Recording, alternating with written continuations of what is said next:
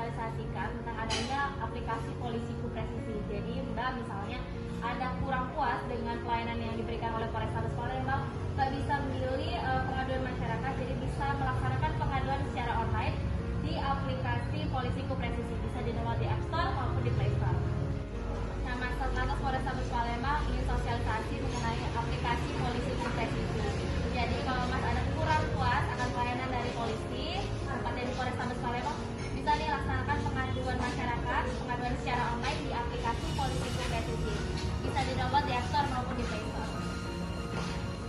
Nah, jadi sekarang polisi itu ada aplikasi yang namanya Polisiku Presisi. Jadi Mas mungkin ada kurang puas akan pelayanan di Polrestabes Palembang, bisa melaksanakan pengaduan secara online di aplikasi Polisiku Presisi. Bisa di-download di App Store maupun di Play Store.